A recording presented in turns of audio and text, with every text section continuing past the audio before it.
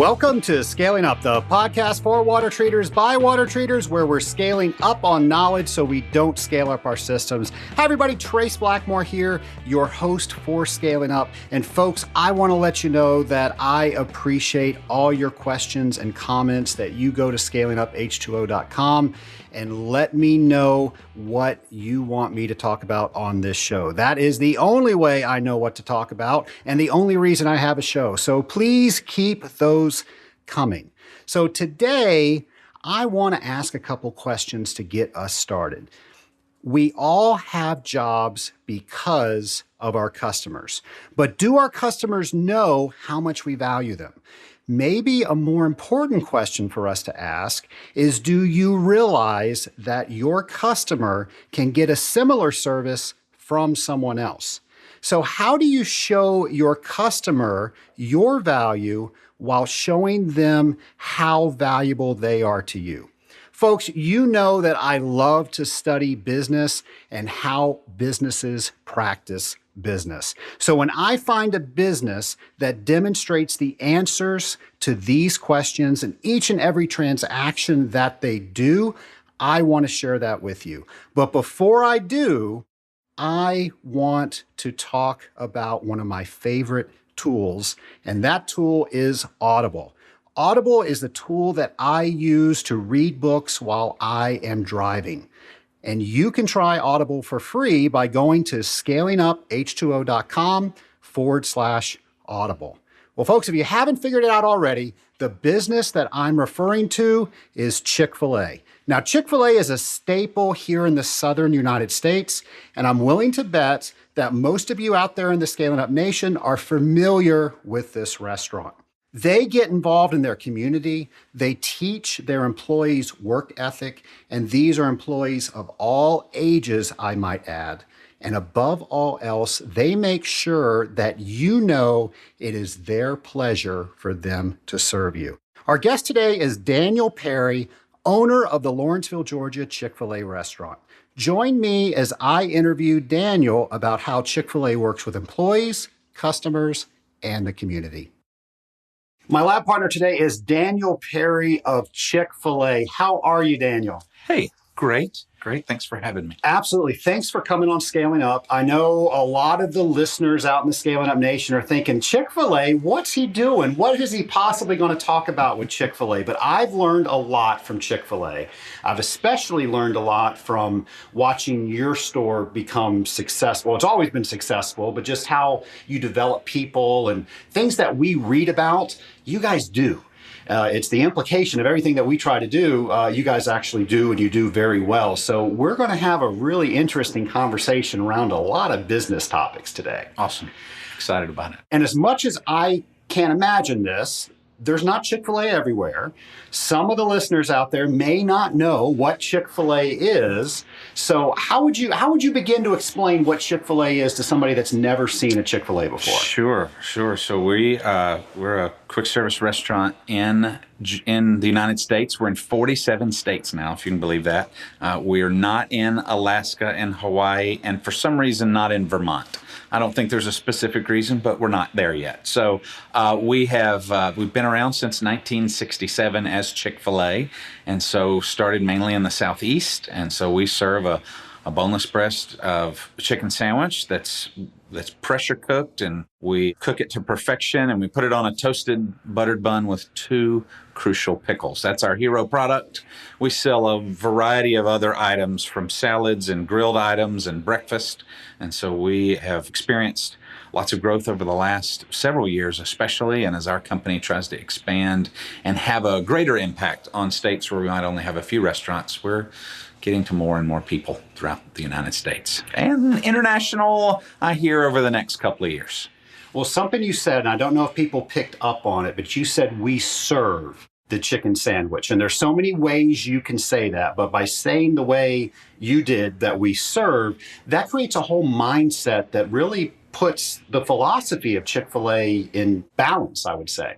Sure. Our founder, Truett Cathy, he always talked about people before profits. And so he believed that if you give people what they want, then they will give you what you want. And so the people that work for us, our team, they are critical to what we do every day. And so we believe in selecting the right team members. We believe in selecting great team members that have a heart to serve guests. We don't have customers, we have guests. And so we just believe that the way that we talk not only to our guests, but to our team impacts the way that they are able to serve. And so we think that it makes a difference. We think that it makes the sandwich taste better, that the handshake of the host affects the taste of the roast. So that's a part of why we do what we do. You gotta love that.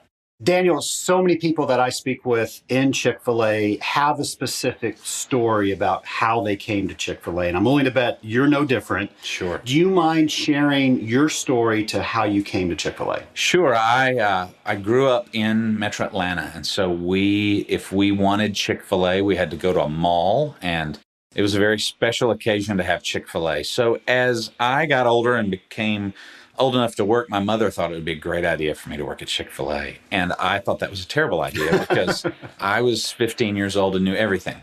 And so I worked in a grocery store, and I thought, this huge grocery store, there's things to do, it's going to be awesome. And it wasn't the greatest experience for me. And so I did like most young people do and said, well, maybe I'll try out what my mom thought was a good idea. And so as I applied and worked at Chick-fil-A, it turned out to be just the experience was opposite of how I had perceived it in my head. And I worked for an operator who, like me, he invested in the people that worked with us. He gave me leadership opportunities. He, even as a young student, he allowed me to do things inside of his business. He allowed me to fail. He allowed me to struggle and then also have successes. And so as I worked for him for 9 years. And so through college and after college, it was really the experience for me that helped me understand business. I went to college to be a middle school teacher and learned so much about business and dealing with teenagers and with students. And it's really made a big difference in how I operate my business. And you, of course, own your own Chick-fil-A store. I find it interesting how that process is. And so I'm curious if you can help us in the Scaling Up Nation understand how Chick-fil-A works with the franchise owner, how they find the franchise owners, what that looks like. Sure. Yeah, we have a very unique franchise process that is different from most others in our industry. And Dan Cathy, our CEO, likes to say that it's harder to get into CFA than it is to get in the CIA. And so there's thousands that apply each year, and then they select about 100. And so we grow at about 100 to 120 restaurants a year. And so the process is very intensive. They want to know you. They don't want to just know, hey, do you want to go run a business anywhere? We're looking for a good fit at Chick-fil-A. And so just like I look for a good fit for my team, they're looking for a good fit for us. And so they like to know why. They want to know what your why is inside of the area that you'd like to operate a Chick-fil-A restaurant. And then we partner with them through the building of the building, and then as we open the restaurant, and then we have the rights, obviously, to run that restaurant as our own. So it's a unique process. They are looking for folks that are going to invest inside of their community, not just be someone who grows multiple upon multiple among multiple of businesses. They want us to be solely involved in our Chick-fil-A restaurant in our community.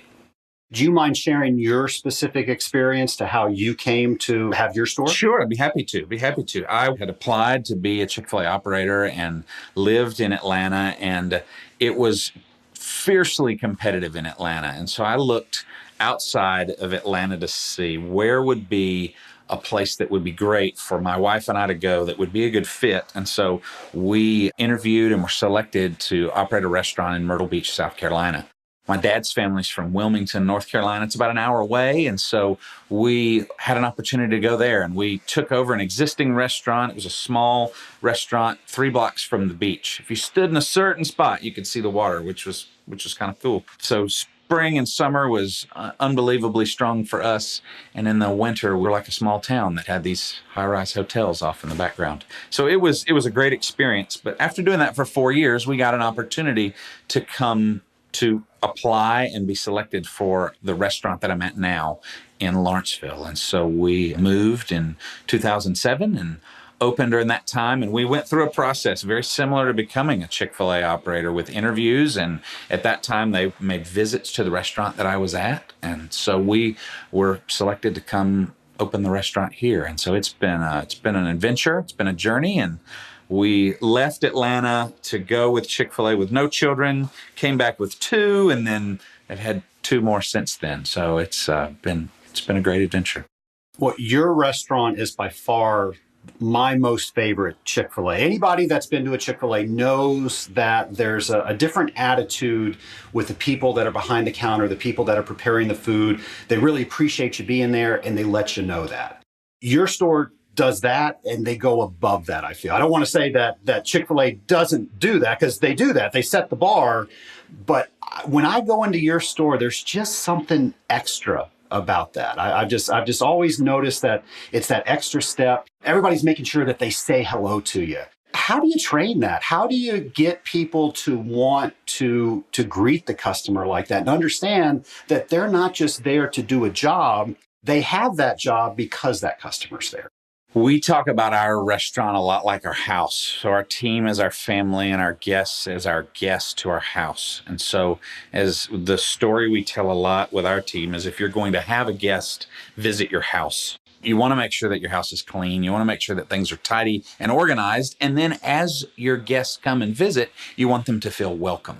And so as our guests come and visit our family, we want them to feel a warm welcome. Not just something that we're instructed to say, but something that feels heartfelt. And so our goal is for it to feel different and to feel warm. And so our mission is to be remarkable. And so we want our guests to have remarkable experiences. And so something that's remarkable, you talk about it. And so when you work inside of the service industry, you understand that our guests, it's very easy to remember and talk about something that's happened that was poor.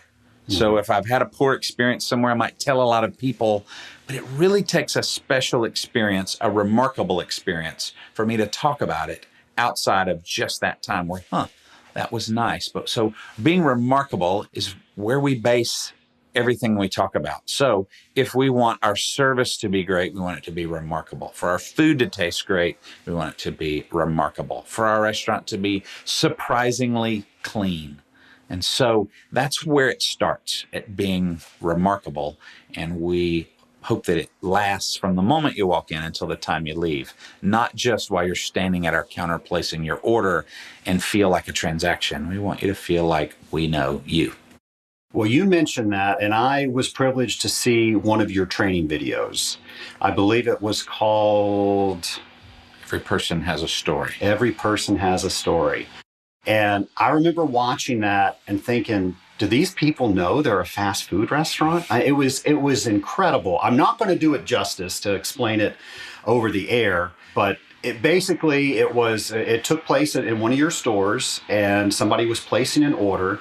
And it gave a little caption about something that was going on in every customer's life that you really wouldn't have known had that caption not been there. And they were pretty serious things. I mean, somebody had just gotten over cancer, somebody lost their job, somebody was celebrating something. But the story was that everybody has a story.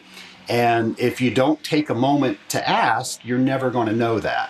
And I was just so incredibly impressed that you and Chick-fil-A are training people behind the counter to realize that. It was amazing to me. How do you use that in your training process?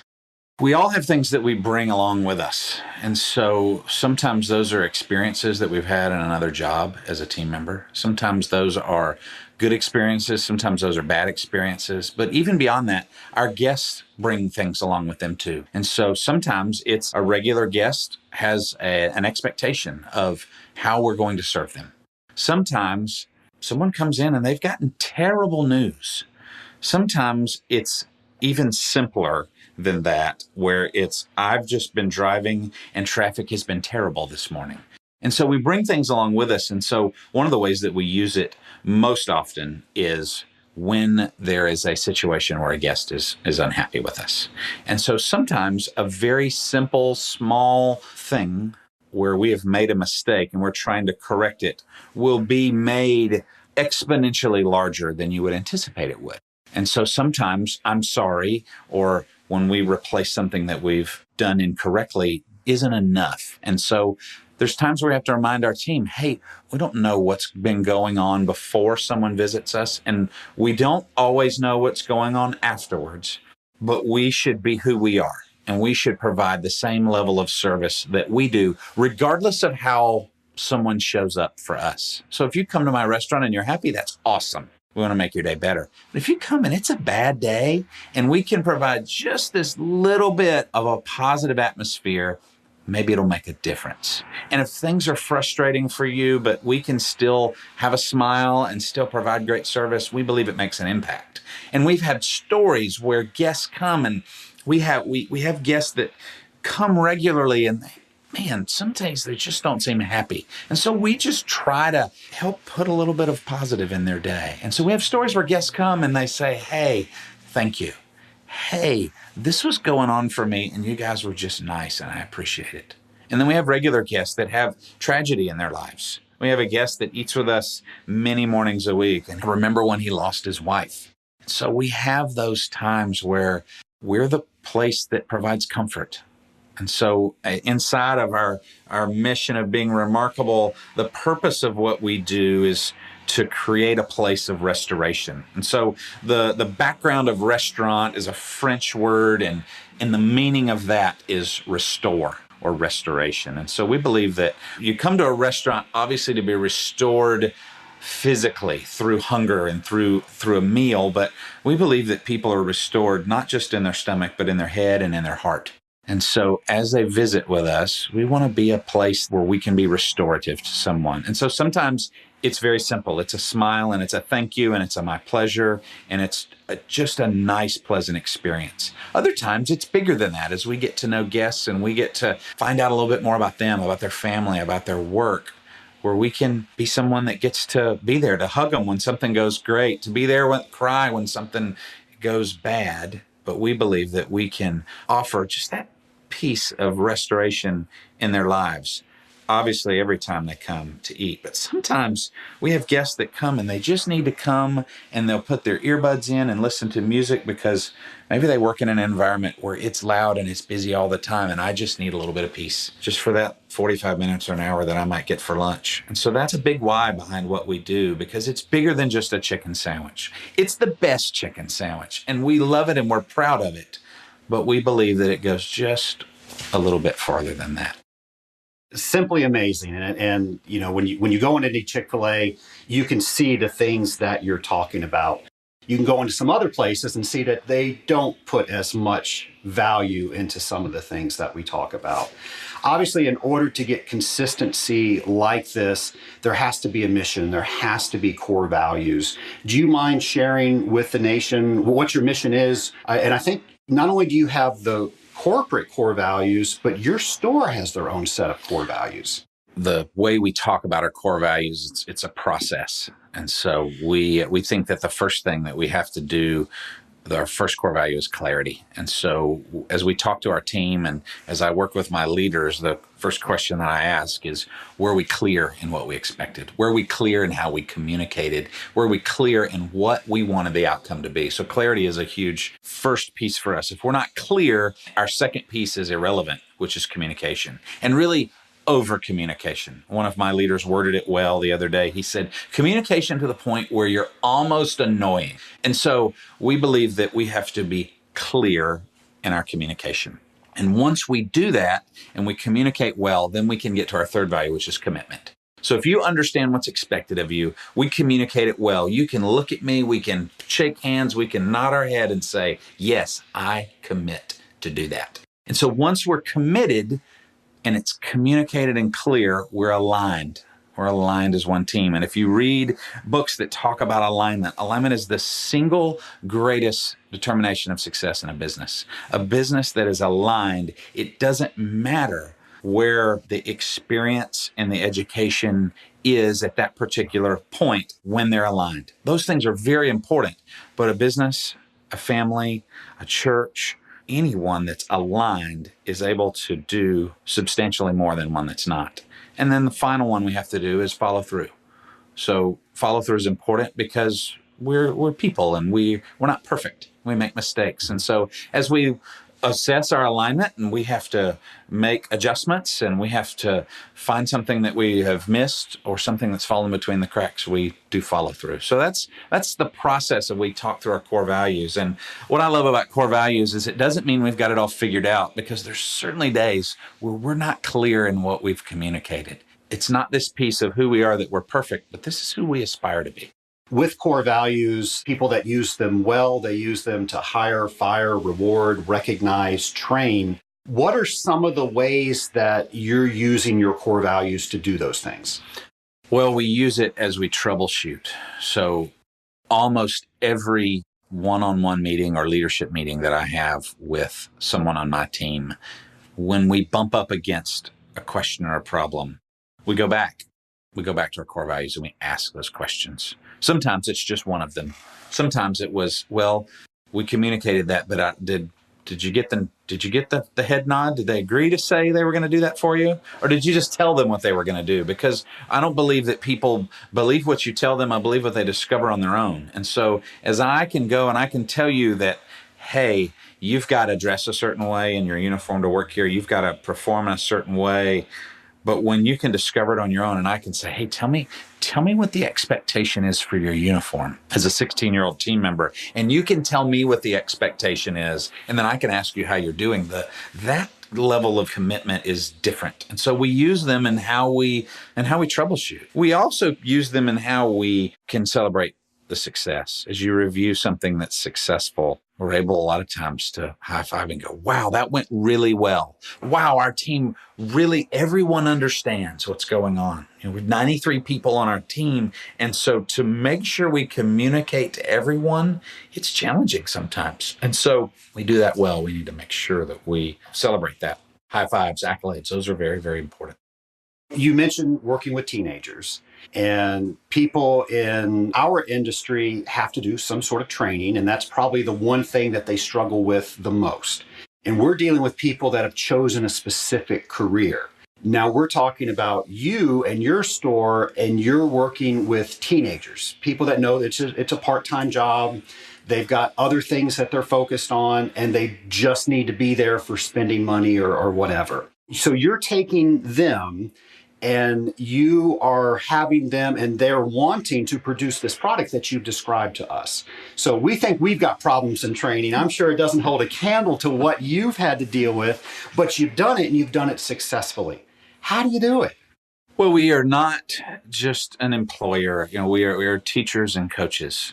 And we believe that everyone has the opportunity and the ability to perform at the level that we hope. And so with anyone at any age, we have these 3 letters that we use, where the first 3, we create expectations.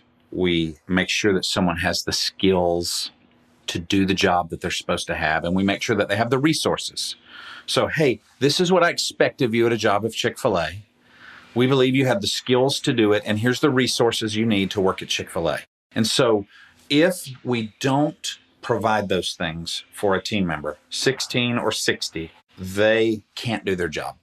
So we've got to teach you how to run our cash register, our POS system. We've got to teach you how do you bread a Chick-fil-A sandwich. And so once we do that, people can do their job. And so the last one is C, where you have to have consequences. And everybody thinks consequences are bad. And when I have consequences, I'm in trouble. And I give consequences to my son and he's done something wrong. But consequences are positive and consequences are negative. And so we believe that if we don't make consequences clear, that people won't do their job. And so we talk through those letters, and most of the time we ask questions about those letters. And we say, okay, if a team member is not performing at the level that we hope, we have to ask, were expectations clear? Do they have the skills to do the job? And did we train them? Did we give them the resources? And then lastly, once they are, do they know what the consequence is? Do they know what the consequence is when we provide a great service to a guest? And the consequence of that is the guest talks about us and they rave about us and they come more often and they love our food and they love us. The consequence of when we provide bad service is much more obvious to a 16-year-old student, but we want to make sure that they understand both sides, understand the why. And with students, with young adults, patience is important. When a student doesn't perform how we want, it's not just, well, thanks for trying, have a nice day, and show them the door. It's trying to understand what's going on inside of their head, because they bring stuff to work too. Maybe it was a tough day at school. Maybe they failed a test. Maybe they've got an hour of homework after they get off of work. Hey, help me understand what's going on. Because rare is the problem, or rare is the time where the team member says, you know what, Daniel, I just don't like you, and that's why I did it wrong. And we think as humans that sometimes it's so personal towards me, when so many times, especially for a student, there's so much more personal going on inside. They're spinning so many plates, and they're so amazingly talented that if we don't give them the opportunity to make a mistake, then we're doing them a disservice. And we're doing ourselves a disservice, because sometimes our team members that need just a little bit more care in the beginning can be the greatest asset that we have long term. You know, I'm listening to you, and I've read all of Truett Cathy's books, and I'm thinking, you know, those weren't just written down on a piece of paper. I mean, what he was saying is obviously the philosophy of Chick-fil-A. One of his goals, of course, was to make sure that he was allowing young men and women to be prosperous in life. And just hearing how you're speaking with that, this is exactly how you're doing that and how Chick-fil-A is doing that. I am curious. Truett Cathy was an amazing individual. I never got a chance to meet him. I did read several of his books. And of course, I live in Atlanta, so I see the landscape that he made Atlanta to be. Did you ever get to meet him? I did. I was able to meet him a few times, which was really special. So the very first time I met him, I was a 16-year-old student. I was a junior in high school, and growing up in Atlanta, we live about an hour from the corporate headquarters, from the home office. So they did an open house every Christmas. And at that time, it was the company was much smaller. And so I went with one of the people that I worked with that invited me to go. And we went, and we walk in, and they have small refreshments and meet people. And one of the people you got to meet was Truett. And so I stood in a line. At that time, it might have been 15 people deep, and got to shake his hand and got to meet him. And I remember that day. I remember where and they call it the support center now. I remember where in the support center he stood that day. And then a few times as a franchisee, I've had interaction with him, and he would always give you something. So you'd go and visit his office, and so his office was always open. His office is still open to see, but if he was there and he wasn't meeting with someone specific, you were welcome to go in Truett's office. And so he would give you a ruler. Had a ruler with the golden rule, is to treat others as you would want to be treated. Or he would have an article about something with Chick-fil-A. Hey, have you seen this? Or he'd give you a book, one of his books that you've read. And so he was always trying to give something or do something. And then we have a company-wide seminar every year. And so his message was simple, but it was always tried and true. And he would talk through things, and he would give the things that were on his mind and on his heart. But at the end, he would always say, why not your best? So are you giving your best? And if not, why not? And so he lived to be 93 years old and worked for about 91 years. Now, his work changed as he got older, and he was able to do the things that he enjoyed in his later years. But that was always his thing, was why not your best? That if you love what you do, you'll never work another day in your life. And he truly exemplified that in what he did. Something that was very important to him and now Chick-fil-A was staying involved in the community. Why is that so important to Chick-fil-A, and what are some of the ways that you personally do that? Sure. The community is vital to who we are. It's the reason we're in business. And so where my restaurant is in Atlanta, in Lawrenceville, we have a really unique opportunity because we have multiple groups of guests that eat with us depending on the time of day. We have guests that live in our community and eat with us. We have guests that work in our community and eat with us. And then because of the traffic in Atlanta, we have guests that just commute through our community and eat with us. And so as we try to reach our community, we reach it in different ways. But the number one thing is is knowing that that guest is more than just a transaction and that we're about more than just a chicken sandwich. So the easiest, number one, most important way is in our schools. And so the schools that we work with, we are involved and come to community activities that they do. We have activities and we do fundraising for them inside of our restaurant. So we believe it's a both and. We want everything to be win-win for our community. Schools are a huge part of what we do. And then as we move into middle schools and high schools, by the time we get into high school, we want them to be just raving fans of Chick-fil-A. Because when you want to eat somewhere, or when you want to get your first job, or when you want support with something, we want Chick-fil-A to be the place that you come to first. And we just think that that's extremely important because there's lots of choices. On our street, on Sugarloaf Parkway, there are multiple restaurants to choose from. And we can believe we're the best all day, but if we don't show up that way, and if we don't give that experience to our guests, and they don't believe it, then it doesn't matter. So the community is vitally important to what we do because we believe that it's people first. When I was younger, I was involved in junior achievement. They came into my middle school, and I can't say that I own a business today because of junior achievement, but I will say it helped. Maybe it helped spark the entrepreneurial bug. And I know you're very involved in junior achievement, the Discovery Center down the road, where there's a building in the county school system that teaches people business. Do you mind speaking a little bit to that? Sure. I've got a sixth grader at home, and she went to the Discovery Center this year for the first time. And when you're in middle school, you go in the sixth grade and in the eighth grade in Gwinnett County. And so every Gwinnett County middle schooler gets the opportunity to go. And so the Discovery Center in Gwinnett County is amazing. They've made it like two cities in Gwinnett. They've made it like the county seat in Lawrenceville with the old courthouse.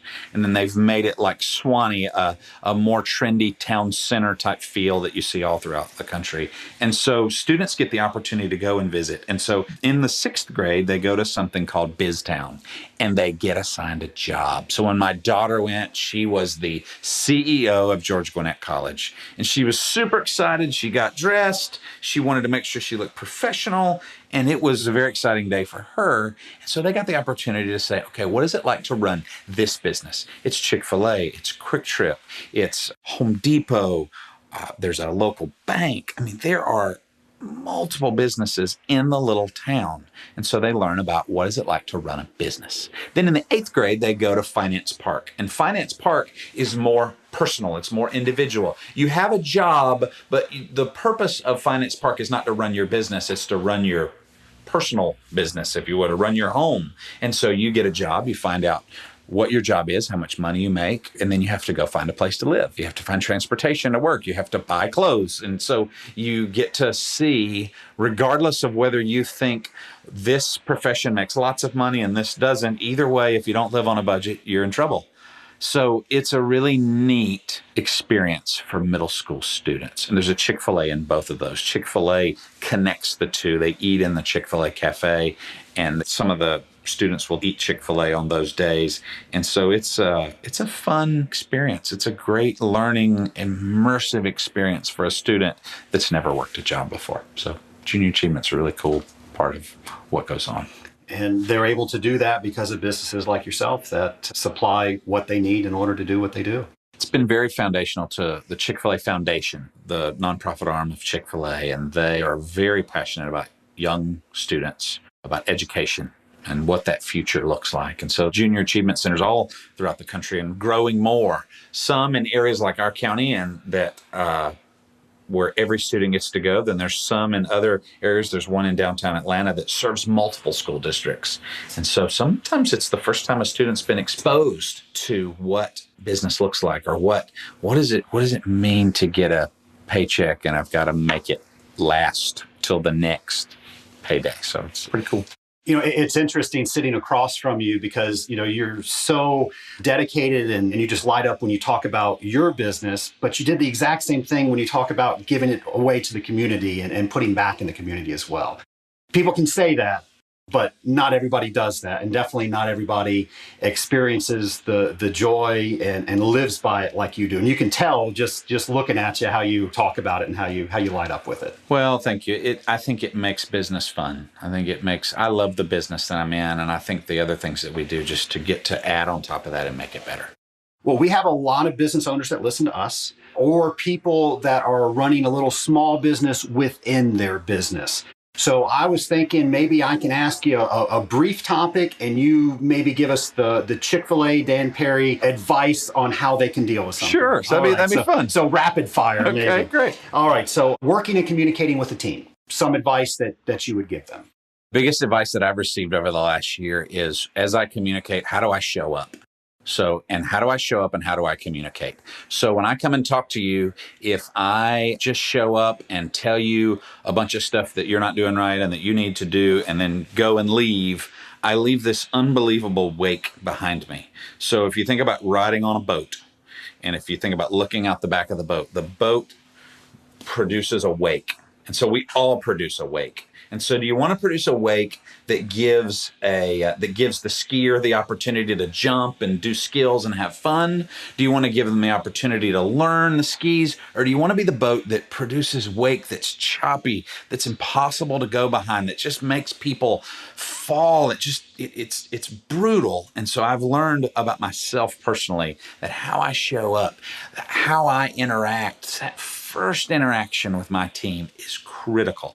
And so if I come in and talk to my team and find out about them, it changes the day. Or if I come in head down and just make a beeline to what I've got on my mind, people question. They wonder what's going, oh, was he in a bad mood today? What's happening? And so how we show up is such a critical piece. And then we talked about earlier that people don't believe what you say. They believe what they discover on their own. And so I've worked really hard to ask lots of questions, not yes or no questions. I can ask you all day, did you do that right? Yes or no. But hey, tell me what you were thinking. Tell me what was going through your mind as you did this. Because I find out so often, the majority of the time, our team, and I would imagine the teams and the employees and the families of the group that's listening, I would imagine so much, they want to be successful. They want to do what's best. And sometimes maybe it's not clear. So sometimes maybe they did the best and it just wasn't enough, but let's try to understand. So those are my two thoughts. Working with customers. Working with customers, it is the big picture, the long term is what's most important to me. Especially we've worked really hard in catering, growing a catering business. And so we've learned that we're asking you, if you're going to feed a large group, well, it's not cheap to feed a large group. And so there's times where we have learned that in order to think long term, well, the investment on the front end is very important. And so sometimes a guest may ask for a little bit more. And on the front end, let's do that. Let's do that to win our guests. Let's do that to wow our guests. Because never have I had a guest where we've had a conversation and they asked me about something and I said, well, you paid me $7 for your number one meal and I gave you your number one meal. What's the problem? That just doesn't work very well. Sure. It doesn't mean that that's not true. It doesn't mean that we didn't provide the service that was asked and they didn't get the meal that they ordered. But I just think that it's a bigger piece than that. I think it's a bigger picture because I don't want you to just come once. I want you to come often. I want you to visit with us often. And so, especially in sales, if you want them to call the next time, what did we do this time to get them to call the next time to order whatever it is that you're selling? Great advice. Daniel, what do you do when an issue comes up? And I'm sure never any issues come up in business. Birds are singing, rainbows are everywhere. But in the one occasion that there is an issue, how do you ensure that, one, you're talking about the right issue, not just a symptom of the issue? And then once you discover what the real issue is, how do you go to make sure that it gets solved? Sure. I'd love to tell you we never have issues.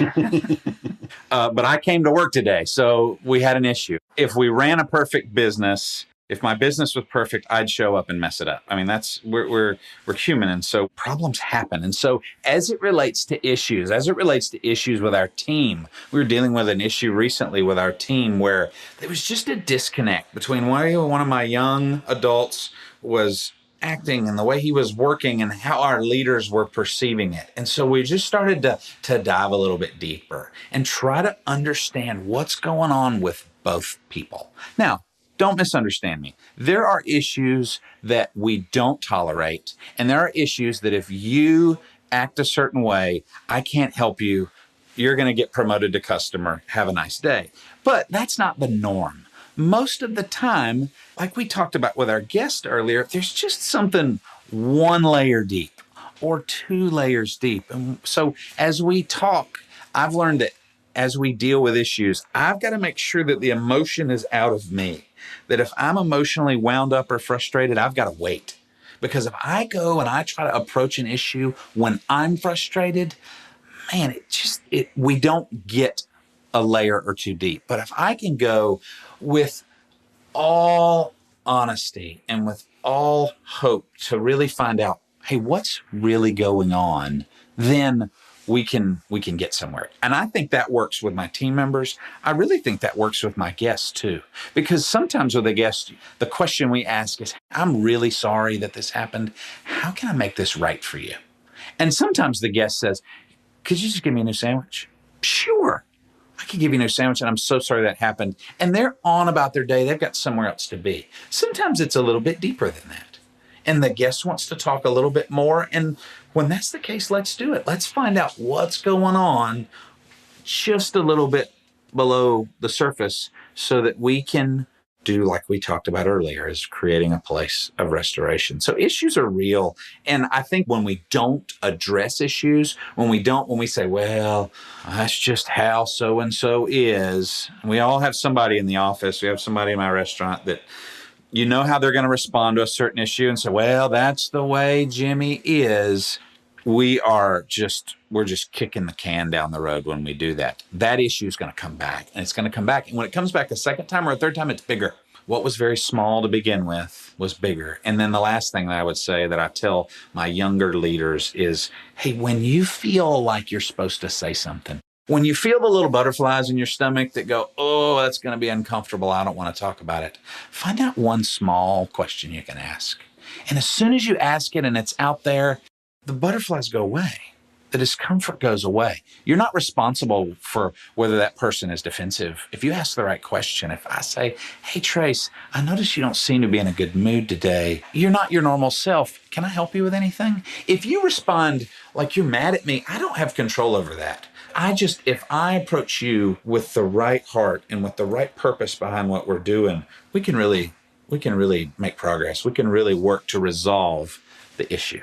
I want to let you know, it was not lost on me that you don't fire people, you promote them to customer. That's our favorite thing to say. It's just the deal of, look, you're welcome here. You just can't work here anymore. We still love you to come eat at Chick-fil-A, but you're just going to have to be a customer. Denny, you're one of the more organized people that I've seen. I'm looking at your iPad, and you've got calendar events, you've got things going on. You're obviously somebody that knows how to stay organized. I'm sure Chick-fil-A probably has things that they instill in their owners on how they can stay organized so they can keep commitments. What advice can you give to our listeners on how they can stay better organized? I learned lots of my organization by making mistakes. There are things that I do now that I wish I would have done 10 years ago. But I learned through showing up late somewhere that I was supposed to be at a certain time. I learned through forgetting about things. And so we talk heavily about systems, about organization systems. And so when X happens, when there's a schedule, and you and I dealt with this as we scheduled this, you were very gracious to me to say, hey, I came to you and I said, I want to do this, but can we revisit it? And so we revisited again and we scheduled this time, and I've been thrilled to be here. But I made mistakes where I would overextend instead of saying, hey, I want to do this. Can we find a different time? Inside of our business, the organization is critical from everything from making sure that we don't run out of chicken, which would be a bad day. People would riot. That's right. It'd be awful. To making sure that when we hire a new team member that we do a process that's consistent. And then I guess the last thing about organization is I can't do it all on my own. And I would tell you, even for your entrepreneur that's by themselves and they're going, well, Daniel doesn't know what's going on with me because I am it. I would even challenge beyond that, whether it's just technology, whether it's outsourcing something like an assistant to help you. There are so many ways where we can have other people come and help us. Someone has created an app that will help you. So you may be using it through a tablet or a computer or through an iPhone or an Android device, but somebody made that to help you. And so let's find those ways. And that's what's helped me tremendously with organization. And the last piece with organization is I just want to be able to do what I tell you I'm going to do. Mm-hmm. We agreed to meet at a certain time today, and I want to be here at the time we agreed to. I don't want to be running in the door like a crazy man 5 minutes late. I just think that piece impacts so many other things leading up to it that have caused me and forced me many times to make sure that organization is at the top. It seems like in today's age, people are almost expected that whoever they're talking to, wherever they invited, is going to be late. And now when people are on time, or like you were 15 minutes early, which I appreciate. And that is almost going up and above today because people are always expecting others to be late. So I would say that if you learn how to keep your commitments, I mean, you are the sum of your commitments to other people. So if you do that well and you do it better than other people, like you show up early, you're going to stand out. And people are going to say, not only is Dan the right person to get that done, I know he can get that done. We tell our team members that early is on time and on time is late. Vince Lombardi time. Yeah, absolutely. It's such a critical piece. What about goal setting? I know you and your restaurant, you set a lot of goals, you hit a lot of goals, but there's a lot of process that goes on there. How do you, one, decide what goal you're going to go after, and how do you make sure it sticks so you can get there? Wow, making it stick is, a year goes by fast, but it's a long time. The day after day, month after month is the most challenging thing for me inside of goals, is to make sure that those top level goals that I'm responsible for, the goals that only I can set, the goals that are critical for me to set, that I talk about them all throughout a year. And I've had times where I've not done that, and you can see it.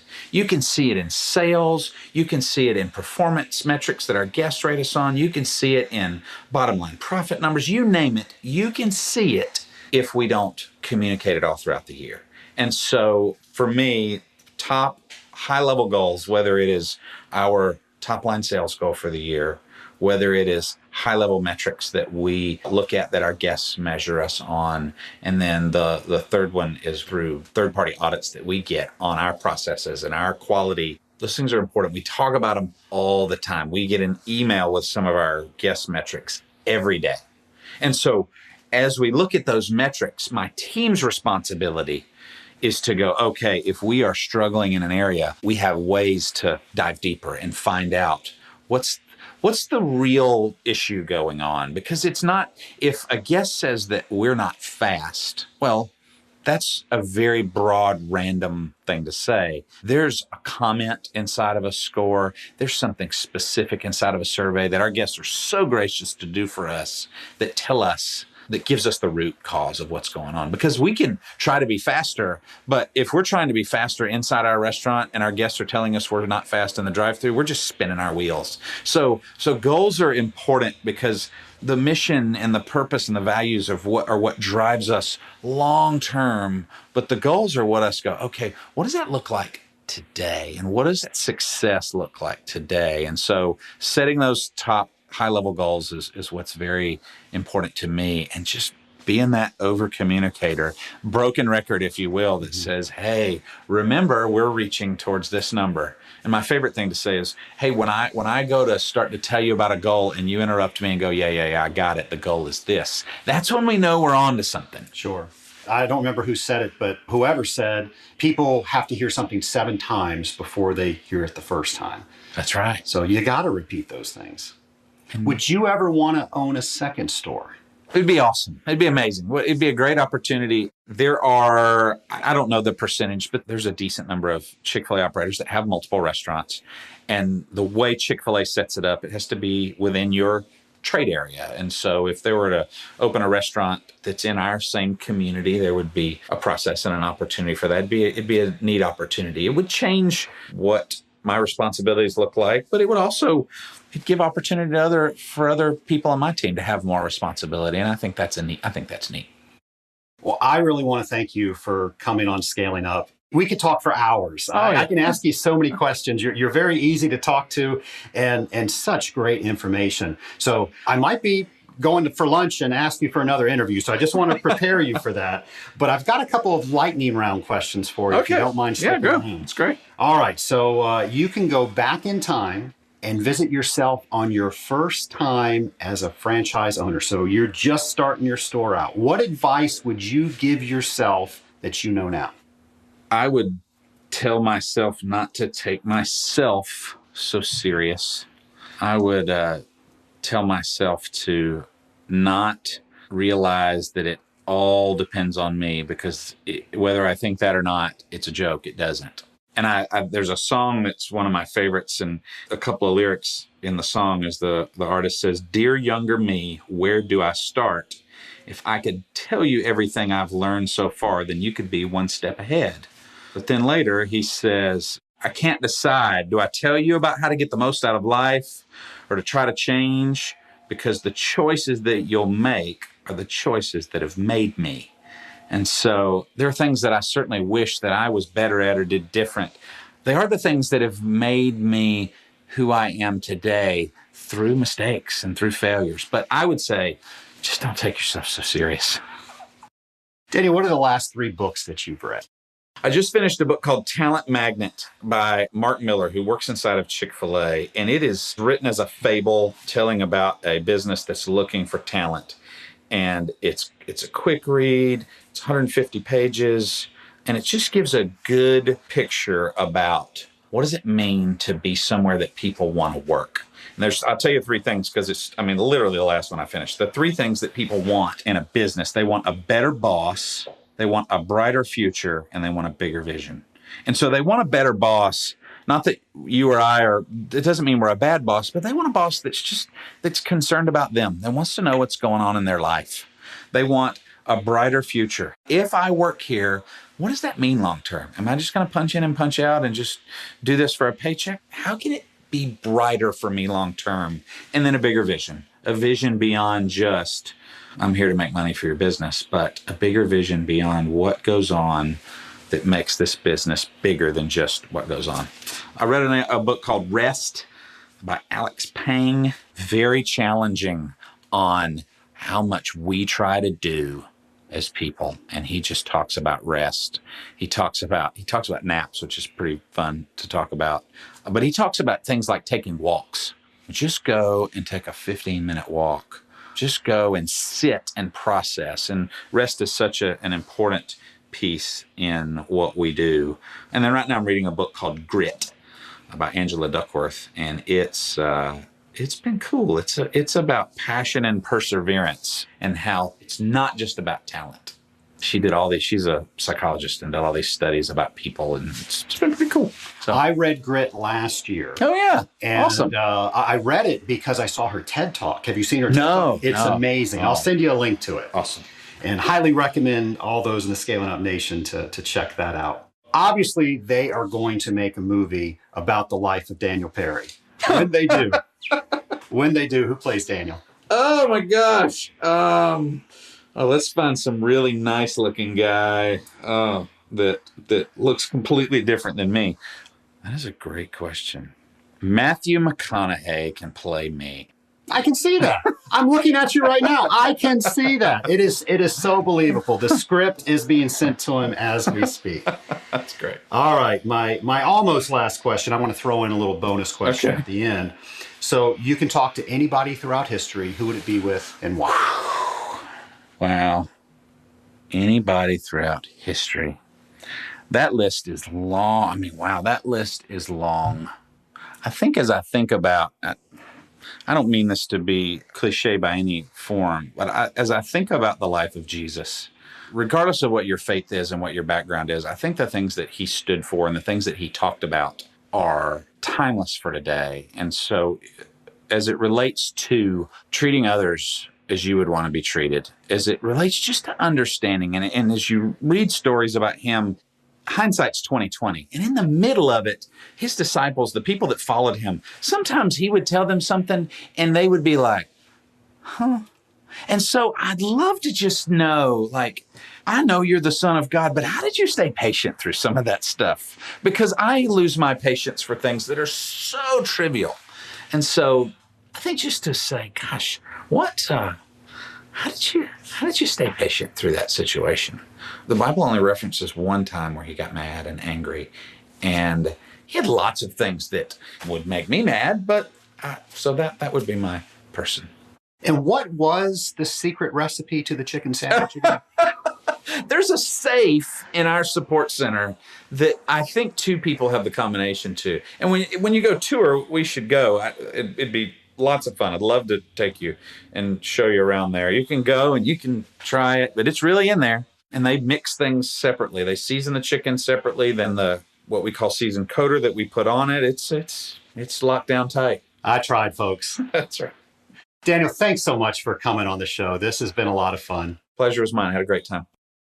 In my opinion, a company's worth is all about their culture, and culture is defined by a company's core values. Do you know your company's core values? Does your company even have core values? Do you use these core values in each and every decision you make within your company? As I work with other water treatment companies, I find that most companies do have core values, but very few use them, or at the very least, use them to their full potential. My challenge to you is to define your culture. What are the rules of the game that everybody within your company agreed to play by? My company's core values are integrity, teamwork, GAS, which stands for give a stuff, attitude, and solution-oriented. Now, to listen to these are just words to you, but here we defined all of these words to make them our own, and those words define our culture. We hire, fire, reward, and recognize team members based on these core values. To borrow from Jim Collins' book, Good to Great, a person who lives these core values is a right person. And folks, we only work with right people. And as Daniel put it, we promote wrong people to customer. So my challenge to the Scaling Up Nation is to discover and define your core values, and then make a commitment to live those core values. After all, core values are the foundation to your company's culture. Daniel said, people don't believe what you say, they believe what they discover on their own. I love that statement. What are your customers discovering on their own? If another water treater was to come behind you at one of your accounts, what would they discover on their own? What do the people that are closest to you in your life discover on their own about you? It's my hope that by asking yourself these questions, you not only live your core values, you will realize the impact you have on all the people you come into contact with each and every day. Something else I've learned is that 9 times out of 10, when there is an issue with the team member, it is a process issue, not a person issue. So let me set up my second challenge for you. Do you have clear processes on everything that you do? Do you train those processes? Do you know for a fact that those processes work? And if all of these answers were yes, when you have that issue, were these processes followed? I normally find that people problems are not people problems. It's almost always people not doing the process, or the process is not correct. So the next time you have a people issue, approach it as a process issue and make sure the process was correct, it was demonstrated, trained on, clear, understood, and followed. I'm willing to bet that you will find the cause of the issue was within the process, and now you not only solve the issue at hand, you will eliminate this issue in the future. Folks, I started this episode by saying I love to observe businesses to see how they ask and answer questions like these. The next time you visit a Chick-fil-A or any place of business, ask yourself, what can I take from my observations to help me with my job? Now, I'm off to get a Chick-fil-A sandwich. Maybe you should get one too. And maybe you should plan to join us next time on Scaling Up.